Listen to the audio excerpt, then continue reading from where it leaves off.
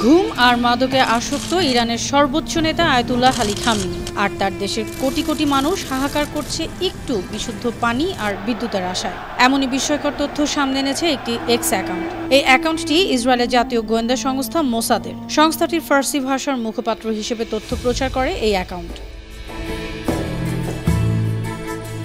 মার্কিন সংবাদ মাধ্যম ফক্স নিউজ রোববার জানিয়েছে, গেল শুক্রবার এক্স প্ল্যাটফর্মে প্রকাশিত একটি পোস্টে ওই অ্যাকাউন্ট প্রশ্ন তুলেছে, একজন নেতা কিভাবে দেশ চালাতে পারবেন যখন তিনি দিনের অর্ধেক সময় ঘুমিয়ে এবং বাকি সময় মাদক সেবন করে মুদ হয়ে থাকেন। এতে সংস্থাটি ইরানের পানি সংযোগ, বিদ্যুৎ সংকট এবং সাধারণ মানুষের দুরবস্থা নিয়ে উদ্বেগ প্রকাশ করেছে। এমন খবর শুনে খামেনি ভক্তদের কেউ কেউ বলেছেন, ইসরায়েলের অবস্থা অনেকটা মায়ের চেয়ে মাসির দরদ বেশির মতো।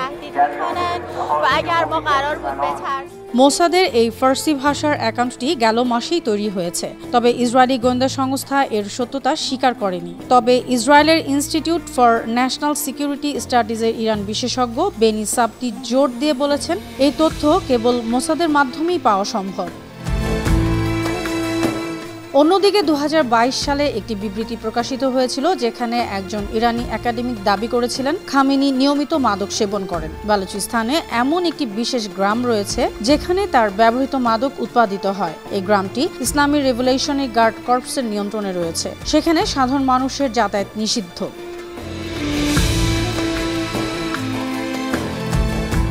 অথচ 1979 সালের ইসলামী বিপ্লবের পর আয়াতুল্লাহ আলী খামেনি নিজেই মাদক সেবনকারীদের অ-ইসলামিক হিসেবে ঘোষণা করেছিলেন। বর্তমানে ইরানে মাদক সংক্রান্ত অপরাধের সর্বোচ্চ শাস্তি মৃত্যুদণ্ড। অনন্যা চৈতি, আন্তর্জাতিক ডেস্ক, বানো টিভি।